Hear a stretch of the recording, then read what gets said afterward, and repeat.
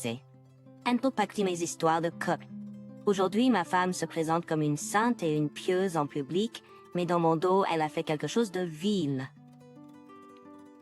Il y a 2 ans, j'ai rencontré une femme à la bibliothèque et nous nous sommes finalement mariés. Elle a des compétences exceptionnelles en prise de parole en public et peut convaincre n'importe qui de sa nature dévouée. Les gens la louent souvent en tant que femme de caractère, de grâce et de dignité. En tant que professeur d'anglais dans une école à proximité, ses manières impeccables ont laissé une impression durable sur tous ceux qu'elle a rencontrés. Son élégance et la façon dont elle se tenait ne cessaient de m'émerveiller. Mine, c'est notre passion commune pour la lecture et les visites à la bibliothèque qui nous a réunis, et à travers ces intérêts communs, ma femme et moi sommes tombés profondément amoureux. En tant que journaliste, mon métier exige que je travaille à des heures inhabituelles et que je sois disponible à tout moment, surtout lorsque je travaille sur des rapports ou des affaires critiques. En raison de la nature de mon travail, il m'arrive souvent de rester la nuit au bureau pour répondre aux exigences et aux responsabilités de mon rôle. Malgré mon travail exigeant, j'ai fait tous les efforts pour lui donner le temps et l'attention qu'elle méritait. Sacrifiant mes sorties avec mes amis, j'ai donné la priorité à passer du temps de qualité avec ma femme en chérissant les moments que nous pouvions partager ensemble. Au contraire, ma femme avait un large cercle d'amis qu'elle visitait régulièrement et qu'elle accueillait chez nous lorsqu'elle se sentait seule pendant mes absences. Cela me réconfortait de savoir qu'elle avait le soutien et la compagnie de ses amis. À l'approche de son anniversaire, elle a exprimé son désir de célébrer avec ses amis et nos familles. En réponse, nous avons organisé une grande célébration pour honorer ses souhaits et rendre son anniversaire vraiment spécial, réunissant ses amis et ses proches pour un événement mémorable. Lors de la fête, j'ai remarqué un homme qui semblait visiblement ivre, dansant et riant bruyamment. Lorsque ma femme nous a présentés, elle a mentionné qu'il s'agissait d'Eric, un vieil ami de ses années d'université. Il est devenu évident qu'Eric était bien connu de ses autres amis d'université, qui s'amusaient également avec lui à la fête. Eric s'est avéré être une personne pleine de vie et aimant s'amuser, et sa présence a apporté la joie à tout le monde à la fête. Lorsque ma femme me l'a présenté, il m'a chaleureusement embrassé, affichant une nature amicale et affable. En signe d'amitié, Eric a offert à ma femme un appareil photo cher qu'elle a adoré et apprécié.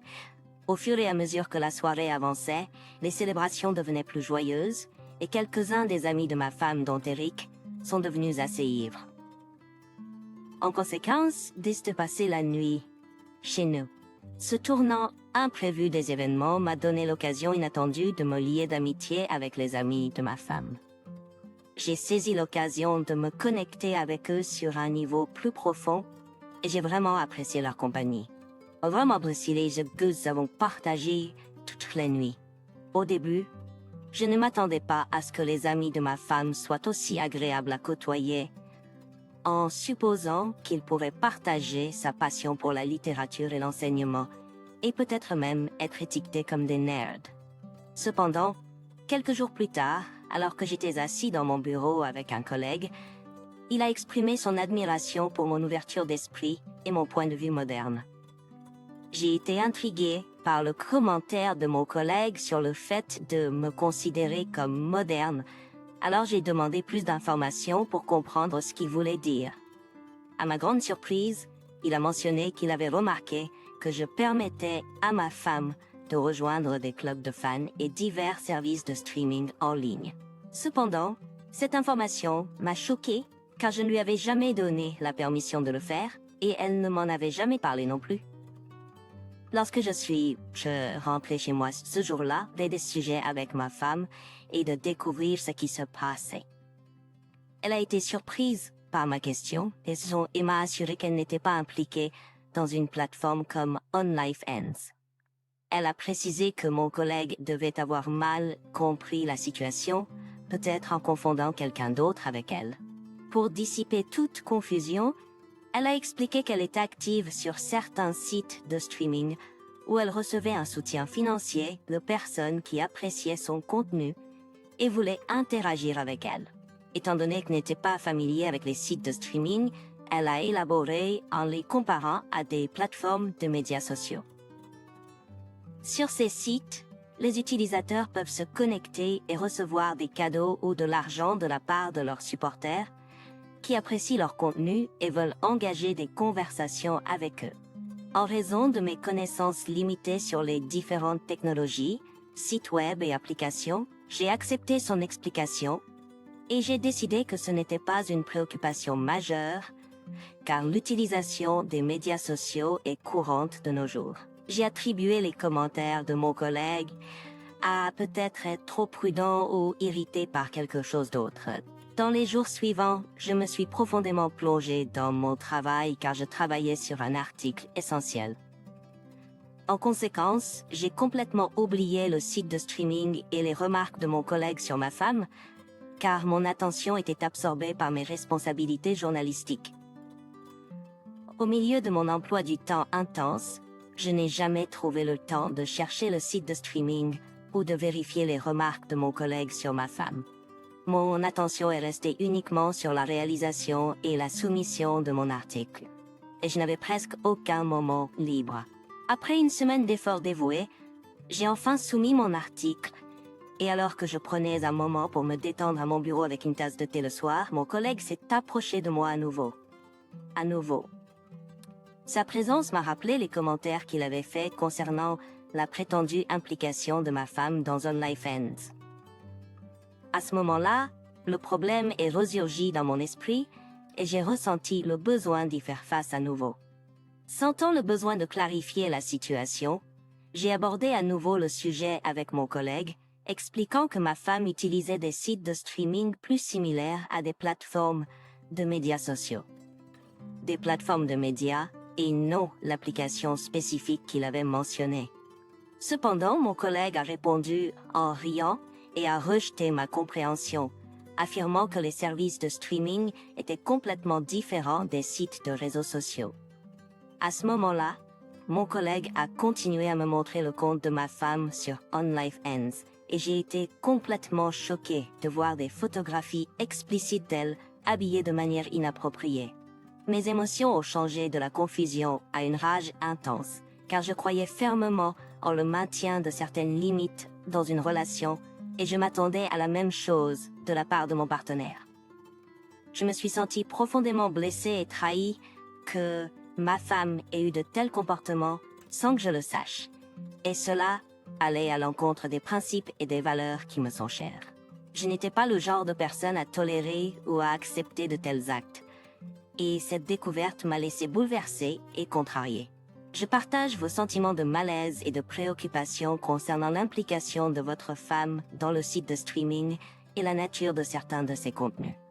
Il est compréhensible que vous soyez profondément perturbé et dégoûté par cette découverte, surtout compte tenu de vos fortes valeurs et croyances concernant le maintien des limites dans une relation.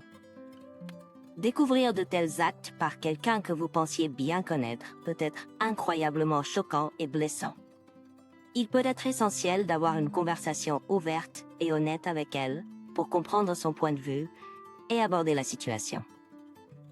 Ma femme, une enseignante qui parlait toujours de loyauté et de grâce, était la dernière personne à laquelle je m'attendais à être impliquée dans une telle situation. Les paroles de mon collègue sur ses actions sur le site de streaming étaient difficiles à digérer et j'ai trouvé difficile de faire face à cette information. Submergée par les émotions, je me suis excusée du bureau beaucoup plus tôt que d'habitude, me sentant terrible et ayant besoin de temps seul pour tout traiter. J'ai eu une envie irrésistible d'exprimer ma déception, ma frustration à ma femme, de la confronter à ce que j'avais appris. Les émotions contradictoires en moi me donnaient envie de crier, mais je savais que je devais aborder la situation avec calme et avoir une conversation honnête avec elle. J'ai donc quitté mon lieu de travail plus tôt et je me suis précipitée chez moi. Je savais pas quoi faire ensuite, alors que je conduisais chez moi en voiture. Et lorsque je suis arrivée chez moi, j'ai utilisé ma propre clé pour entrer, et lorsque je suis entrée dans notre salon, j'ai été choquée de voir ma femme avec Eric. Ils étaient profondément engagés dans l'acte dans notre salon. Alors que les airs animés de musique douce remplissaient la pièce, ma présence inaperçue m'a permis de tomber sur une vue inattendue. Une caméra installée pour filmer. Pris au dépourvu, je me suis rapidement dirigé vers la caméra et l'ai saisie, m'assurant de ne pas être remarqué. À ma grande surprise, il semblait qu'il n'était pas conscient de ma présence jusqu'à ce moment-là. Les occupants de la pièce, y compris ma femme, affichaient des expressions choquées alors que j'apparaissais soudainement devant eux. Son visage est devenu pâle et elle s'est rapidement couverte avec une couverture. Un oreiller à proximité, en tombant sur la caméra, j'ai fait une découverte choquante. De nombreuses vidéos les montrant engagés dans des actes similaires à des films pour adultes. La nature explicite de ces vidéos m'a laissé un sentiment de dégoût total. Submergé par la rage, je n'ai pas pu contenir ma colère et je l'ai dirigée vers Eric, qui me suppliait, expliquant que tout cela était pour les affaires. Malgré ses supplications, mes émotions ont pris le dessus et j'ai explosé de frustration. Après l'avoir fermement escorté hors de chez moi, j'ai lancé un avertissement sévère, selon lequel toute tentative de retour entraînerait l'intervention des autorités. Une fois que j'ai géré l'intrusion d'Eric, je suis retournée à l'intérieur pour trouver ma femme, visiblement bouleversée, portant un t-shirt. Remplie d'un mélange d'émotions, je n'ai pas pu m'empêcher d'exprimer ma détresse, remettant en question ses actions et comment elle a pu me trahir de manière aussi humiliante. Après l'agitation, il y a eu une brève période de silence qui a duré environ 5 minutes. Finalement, elle a rompu le silence et a expliqué ses actions, affirmant que ses motivations étaient uniquement motivées par le désir de satisfaire ses abonnés et son public de streaming. Elle a insisté sur le fait qu'elle n'avait aucune intention de me tromper et a clarifié que son objectif principal était de monétiser ses films pour générer des revenus. Dans une tentative de justifier ses actions, elle a argumenté que beaucoup d'autres pratiquent des pratiques similaires, suggérant que c'était un événement courant, et m'a exhorté à rester calme face à la situation. Malheureusement, j'ai laissé mes émotions prendre le dessus, et pour la première fois de ma vie, j'ai réagi de manière impulsive en la giflant. Elle n'a montré aucun signe de regret ou d'embarras, mais a plutôt essayé de me rassurer en disant que son comportement était normal. En réponse, je l'ai confrontée, exprimant ma croyance qu'elle était malhonnête en feignant la modestie pour gagner le respect des gens, tout en s'engageant secrètement dans des actions de mauvais goût. J'ai réalisé que mes actions n'étaient pas justifiées et que j'aurais dû gérer la situation différemment.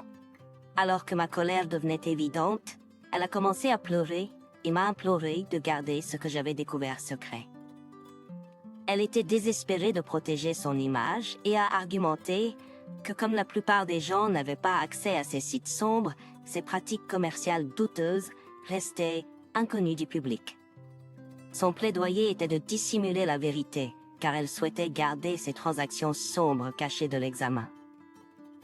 J'ai insisté pour qu'elle mette fin à sa tromperie et je lui ai demandé de quitter immédiatement ma maison.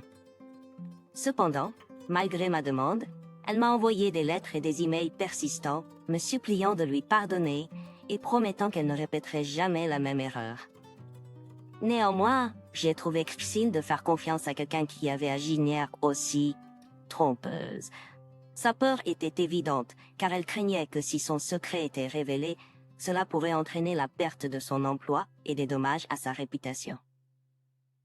Elle avait vécu une façade devant ses amis, sa famille et les autres, prétendant être quelqu'un qu'elle n'était pas. Et cette peur la hantait. Malgré ses supplications, j'ai eu du mal à trouver dans mon cœur la confiance en cette femme à nouveau, compte tenu de la profondeur de sa tromperie. La vérité a finalement éclaté et cela m'a laissé absolument furieux. Je me considère comme une personne raisonnable et si quelqu'un me demandait de garder un secret raisonnable et innocent, je le ferais sans hésiter. Cependant, dans ce cas, ma femme avait été engagée dans un comportement moralement douteux derrière mon dos. Sa principale préoccupation semblait être de préserver sa réputation et de projeter une fausse image au monde. Découvrir cette trahison était profondément perturbant et profondément décevant. Après avoir découvert ses actions, ma colère a atteint son point d'ébullition et je ne pouvais plus tolérer sa tromperie. J'ai pris la décision difficile de la mettre à la porte de ma maison. Dans une tentative de calmer mes nerfs, j'ai commencé à fumer et à boire du café. Une fois que j'ai repris un peu de contenance, j'ai décidé qu'il est essentiel de révéler la vérité sur ma femme avant qu'elle ne puisse nuire à quelqu'un d'autre avec ses manières trompeuses. Avec des preuves accablantes sous forme d'enregistrement de caméras conservées, j'avais suffisamment de preuves pour révéler ses défauts de caractère et son infidélité. Après avoir obtenu les enregistrements offensants, je les ai transférés sur mon ordinateur portable et j'ai pris des mesures décisives. J'ai envoyé par email les preuves à l'administration de son école en m'assurant qu'ils étaient au courant de son comportement douteux. De plus, j'ai encaré un avocat pour entamer une plainte d'envoi de ses papiers de divorce. Je sentais qu'il était nécessaire de révéler ses actions à ses amis et à sa famille afin qu'ils soient au courant de la vérité. En prenant une position ferme, j'ai demandé le divorce. Et j'ai eu la chance de ne pas être obligé de payer une pension alimentaire en raison des preuves convaincantes de son infidélité que j'ai présentées devant le tribunal. Ce fut un processus difficile et douloureux, mais je savais qu'il était essentiel de me protéger et de mettre fin à un mariage basé sur la confiance et le respect. En conséquence des preuves que j'ai fournies, son école a pris des mesures immédiates et a mis fin à son emploi. De plus, sa licence d'enseignement a été révoquée car elle a été jugée inapte à poursuivre dans cette profession. Ses amis ont été complètement stupéfaits en découvrant les preuves de son infidélité. Ils pouvaient à peine croire que leur ami apparemment vertueux était impliqué dans un comportement aussi inapproprié. Sa famille, qui avait des valeurs chrétiennes conservatrices, a également appris ses actions à travers les films. En conséquence, ils ont choisi de couper les liens avec elle. Les révélations ont eu un impact significatif sur sa vie personnelle et professionnelle, et il était évident que ces choix avaient des conséquences importantes sur ses relations et sa réputation. Ses parents étaient complètement mortifiés par les actions de leur fille et m'ont contacté pour présenter leurs excuses. À la suite du scandale, ma femme a choisi de quitter la ville pour éviter une humiliation supplémentaire. Malgré ses actions, elle m'a appelé et a plaidé pour une deuxième chance, révélant qu'Eric n'était pas réellement engagé dans leur relation. Au lieu de cela, il l'exploitait pour créer ses films et en tirer profit. Bien que sa confession en dise plus sur la situation, il m'était difficile de faire face à la tromperie et à la trahison. Décider de lui accorder une deuxième chance a été un choix déchirant, compte tenu de la gravité de la situation et de la rupture de confiance. Malgré l'assurance de ma femme qu'elle avait arrêté de faire ses vidéos, il m'était difficile de lui faire confiance. La découverte de ses actions a brisé ma foi en elle, me laissant profondément sceptique. Cependant, je suis reconnaissant que cette révélation soit venue avant que nous ayons des enfants. Le fait que nous n'ayons pas eu d'enfants les a épargnés d'être impliqués dans cette situation difficile. L'univers a dévoilé sa véritable nature au début de notre mariage, et bien que cela ait été douloureux, je suis reconnaissant de connaître la vérité et de pouvoir prendre des décisions éclairées pour l'avenir. Merci d'écouter l'histoire jusqu'au bout. Et si vous avez aimé, soutenez-nous en aimant et en vous abonnant à notre chaîne. Partagez vos pensées sur l'histoire dans les commentaires.